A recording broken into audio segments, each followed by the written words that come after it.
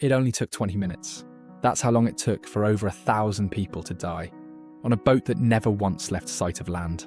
Not in a storm, not on the open ocean, not 1,000 miles from the nearest port. In a river, in the middle of one of the largest cities on Earth. Close enough to shore that people standing on the beach could see faces in the windows. Close enough that men leaving for work that morning could look back over their shoulders and watch it happen. This is New York City, June 15th, 1904.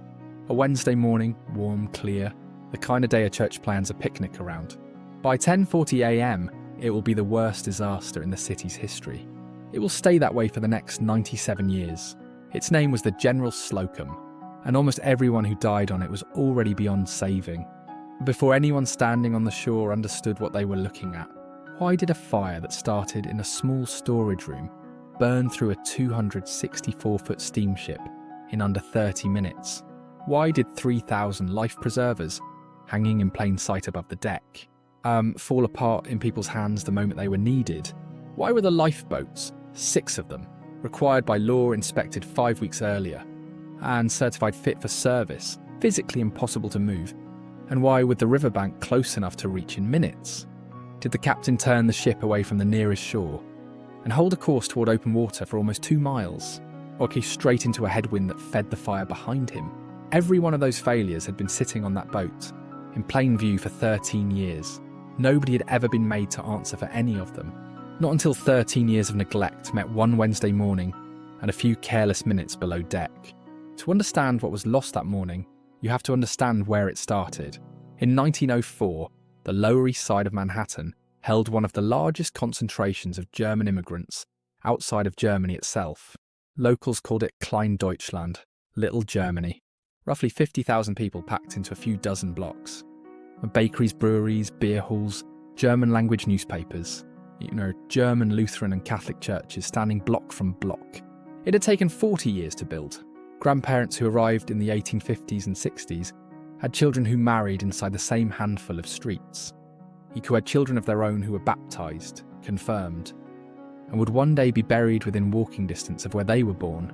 At the centre of one corner of that world stood St. Mark's Evangelical Lutheran Church on 6th Street, and every June, for 17 consecutive years, St. Mark's had chartered a steamboat, and taken its congregation on a day trip out of the city, up the East River, or through Long Island Sound, to a picnic ground on the north shore of Long Island called Locust Grove.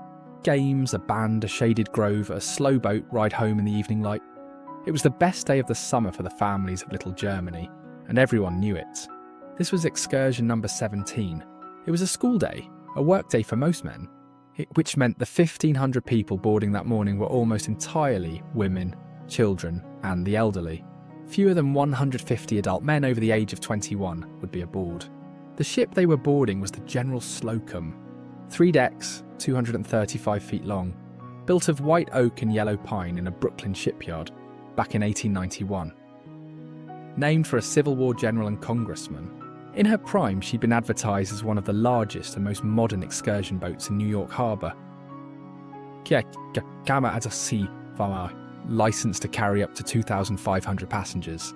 She had also, in those 13 years, run aground off Rockaway, run aground a second time off Coney Island in a storm, collided with a tugboat hard enough to damage her own steering, collided with another vessel near Battery Park, been the site of a near riot when 900 rowdy day trippers tried to take control of the ship in 1901. None of these incidents had ever resulted in a serious inspection of what was actually stored below her decks, or what condition her safety equipment was really in. 5 weeks before this picnic, a federal steamboat inspector named Henry Lundberg had come aboard, walked her decks and signed a certificate. Fire hoses, satisfactory. Lifeboats, unsatisfactory. 3,000 cork life preservers, hanging in their racks since 1891, satisfactory. He would later admit, under oath, that he had not actually tested a single one of them. 9 a.m. families arrive at the 3rd Street Pier in their Sunday best. Children in white dresses and pressed collars carry small flags. A German band sets up on deck. Picnic baskets are stacked below. Among the 1,500 boarding that morning, the Liebenau family. Paul and Anna, with their 2 young daughters, and a 6-month-old infant named Adela. The Richter family, Amelia Richter, a widow who worked 20-hour days. as a washwoman and office cleaner to support 6 children, boarding now with 5 of them for what would be, or by some accounts, the first real vacation the family had ever taken together. Her eldest son, William, 15, couldn't come. He had a job in an office that morning, in a detail that will matter enormously in about 90 minutes. The Reverend George Haas, pastor of St. Mark's, boards with his wife Anna and his sister. His 13-year-old daughter Gertrude is somewhere else on the ship. In the crowd, the way children are on a day like this, a church sexton named Joseph Halphausen boards with his 2 young daughters. 1,500 ordinary morning stacked into one boat. At 9:30, the General Slocum pulls away from the pier and turns up the East River. The band is playing, people on the shore wave as she passes. Nobody on board has any reason to look twice at a small storage room near the bow, the forward cabin, where the crew keeps lamp oil, paint and loose straw packing material for the ship's glass and hardware. It's a room nobody thinks about. It's about to be the only room that matters. The countdown. Around 10 a.m, the Slocum is passing East 90th Street.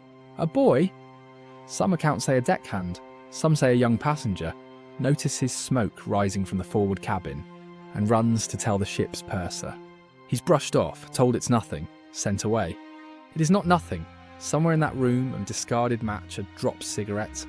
No one will ever know for certain. Fire has found straw packing material, oily rags and open cans of lamp oil, and it is already spreading faster than anyone yet understands. A few minutes later, a crew member finally goes to check. The smoke is thicker now, curling up from below the main deck. He goes for a fire hose, one of the ones certified satisfactory 5 weeks earlier, unrolls it, and turns the valve. It bursts. Not sprays, bursts. 13 years of rot in the canvas gives way. The instant real pressure hits it. There is no working water on this ship. There never really was. 10:06 or so, the fire is no longer containable. It has moved from the forward cabin into the surrounding structure, and the ship's own forward motion, 16 knots into open water, is doing what a bellows does to a campfire. Air is being forced straight through the burning section from bow to stern. Passengers reach for the life preservers. 3,000 of them hanging in racks along the walls, exactly where the inspector certified them a month earlier. People climb onto deck chairs to reach them. Some are stuck fast to the wall, glued there by a recent coat of paint nobody thought to check before nailing the racks shut. The ones that do come free start falling apart the moment they're gripped. Rotten canvas splits open. What spills out isn't solid cork, it's granulated cork dust crumbling. And something else. Iron. Small bars of iron, sewn into the lining to bring the jackets up to the legal minimum weight. Nobody on this deck knows why yet.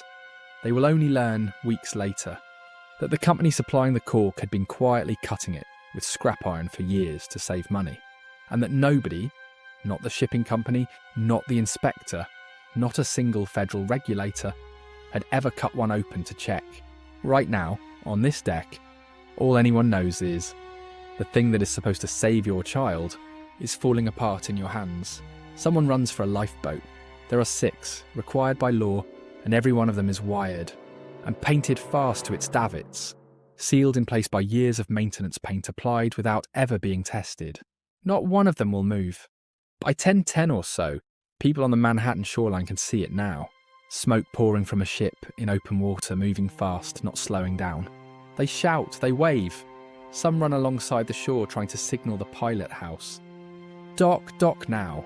In the pilot house, Captain William Van Schaik, 62 years old, is finally told what's happening below him. He has to make a decision, immediately, with almost no information, and the decision he makes will define the rest of his life.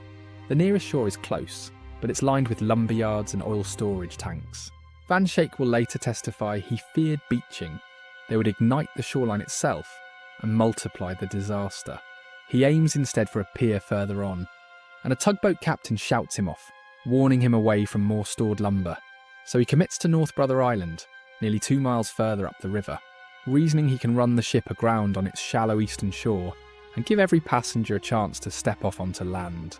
It is on paper not an insane plan. It is also in practice a decision to hold full speed into a headwind for several more minutes, with an uncontrolled fire already loose in the ship's structure. And every minute of that speed is pulling flame backward through the vessel like a chimney draft straight toward the decks where the passengers are now trapped. By 10:15, the fire has reached the upper decks. Passengers are pressed toward the stern, away from the flames with nowhere left to retreat to. Mothers are screaming for children in the crush. The island! 10:18 to 10:20. This is the part no one who was there ever fully described. And the part every survivor account circles without quite landing on. Mothers, unable to reach the shore, begin making the only choice left to them. They put what preservers they have on their children, and they lower them over the rail into the water, hoping, praying, that someone in the crowded river will pull them out. Some of those jackets hold air preservers with iron sewn inside them. The children go into the water and do not come back up. 12-year-old Louise Gayling, babysitting a toddler that morning, jumps into the river, holding the child in her arms, rather than let go, and manages to keep hold of him until a boat reaches them both. 13-year-old John Tishner, seeing his friend Ida Wuski about to faint from panic, kicks her in the shin, snaps her back to herself, forces a life preserver onto her, pushes her over the rail, and holds onto her by the hair in the water until they're both pulled out. Joseph Halphausen, the sexton, waits until the very last possible moment, drops his 2 daughters over the side, and jumps in after them. A rescue tug reaches all 3 of them in the water within minutes. Reverend Haas finds his wife and his sister on the middle deck as the deck above them starts to give way. There's no time to find his daughter Gertrude in the crowd. He and his wife jump together. In the water, his life preserver seems to be dragging him down instead of holding him up. He had it on backward, because there had never once been a fire drill on this ship in 13 years of service. Around 10:20, the ship strikes the shallows off North Brother Island. Not smoothly, not gently, but hard sideways, still carrying speed. The supports holding up the top deck, weakened by minutes of fire underneath them, give way. The hurricane deck comes down in a single collapse, and hundreds of people who had been standing on it are thrown directly into the burning wreck below or into the water alongside it. Less than 20 minutes, start to finish. Less than 20 minutes from the first wisp of smoke to the moment the ship's upper structure is gone. The island, Apoi. North Brother Island in 1904 is not empty land. It holds Riverside Hospital, one of the only ones with medical staff already standing by. Staff at the hospital see the burning ship coming and don't wait for instructions. The fire whistle sounds. Nurses and doctors run for the shoreline with what they have. Ropes, ladders, debris to throw as flotation, and their own bodies. A nurse named Pauline Putes swims out into the current more than once, pulling survivors back to shore. At one point rescuing a child who has become caught in the ship's still turning paddle wheel. A dozen tugboats, 2 fireboats, a police boat, and more than 100 smaller craft. An entirely improvised fleet. Just every boat within sight of the smoke turning toward it at once. The tug John L. Wade pushes in so close to the burning hull to pull people off that it catches fire itself and keeps working anyway.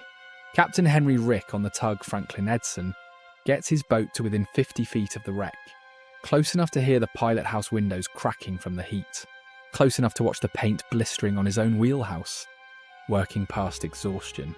Even the island's prison workhouse on nearby Rikers Island contributes an unlikely rescue.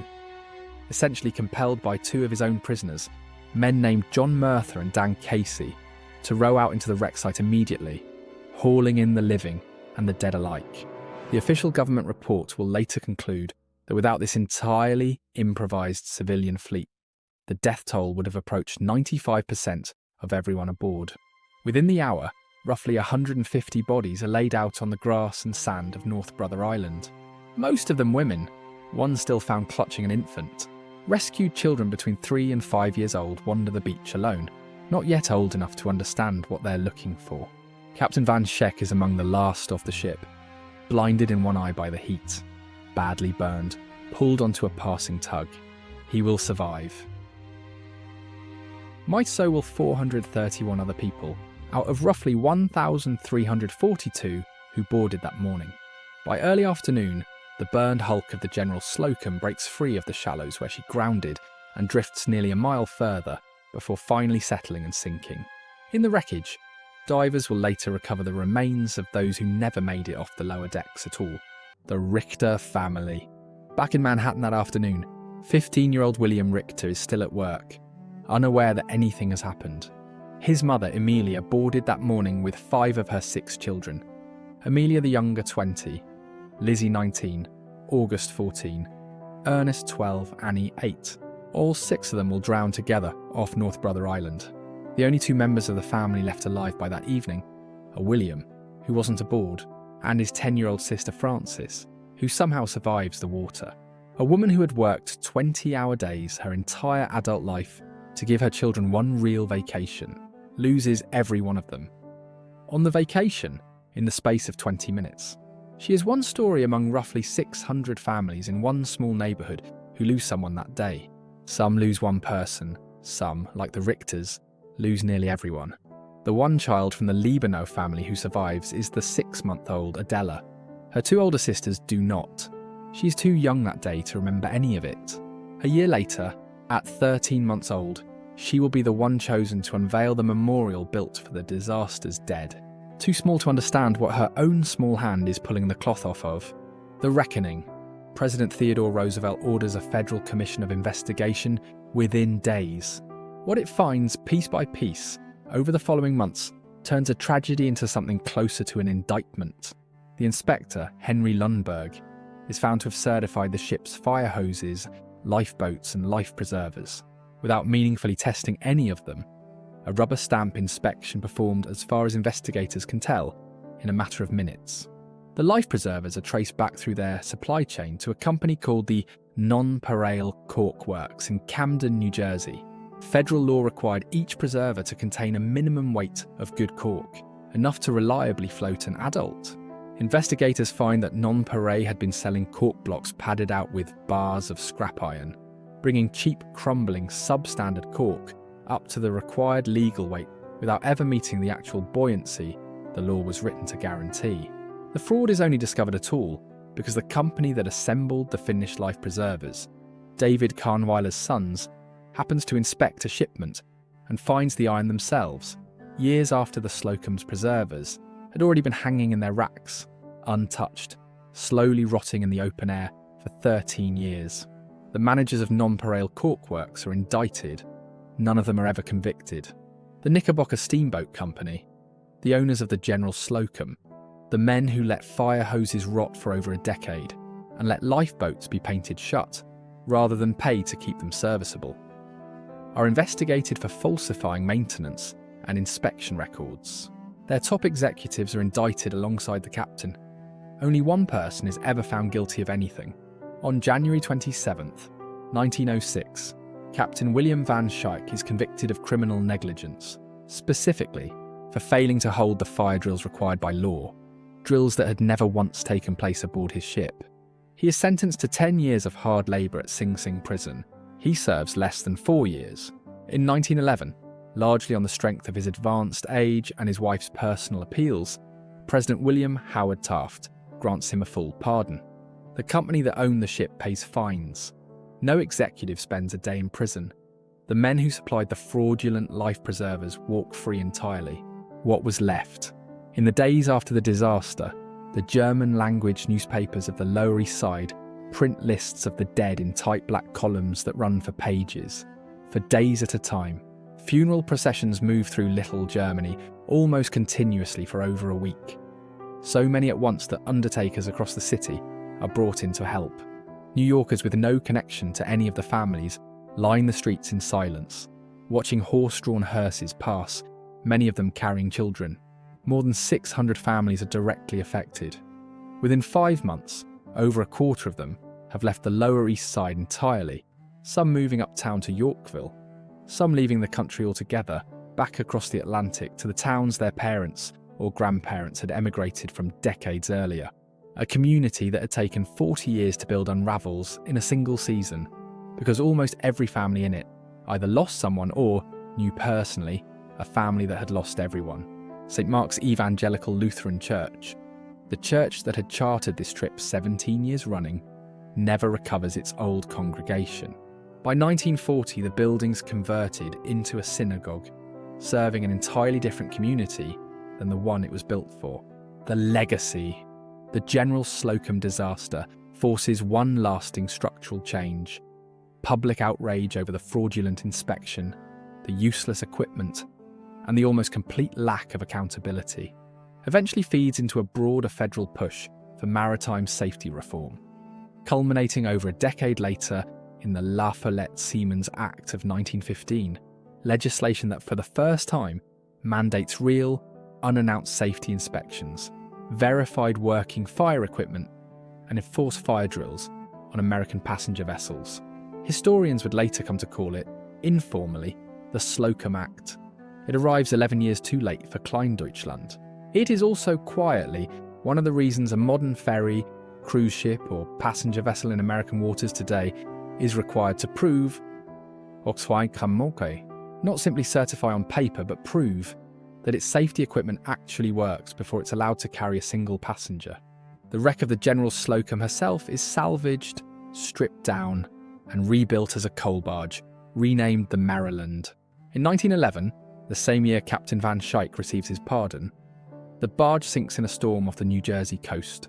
The ship that survived a boiler explosion scare, 2 groundings, 2 collisions, and a near mutiny goes to the bottom of the Atlantic a second time, under a different name, as if it was never going to end any other way. Adela Liebenau, the 6-month-old infant who survived while her older sisters did not, grows up, marries and lives to be the last known survivor of the disaster.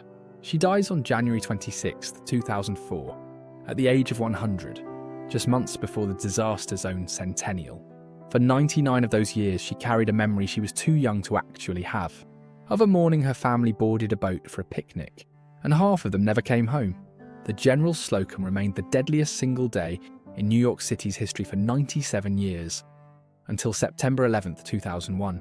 But the lesson sitting underneath it was never really about a boat, or a fire, or even a river current running twice as fast as the strongest swimmer alive.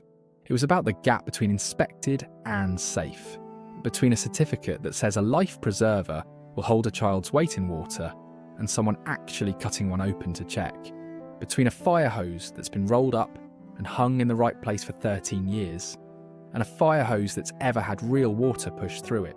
Every piece of equipment that failed that morning had passed its inspection.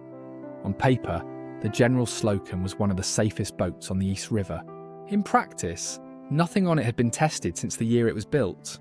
Somewhere right now, on a ferry, a plane, a stadium fire exit, a subway car, there is a piece of safety equipment that passed its last inspection on a checklist and has not been genuinely tested since. The General Slocum didn't burn because New York had no rules for passenger safety in 1904. It burned because for 13 years, nobody had ever bothered to find out whether the rules that existed were actually true.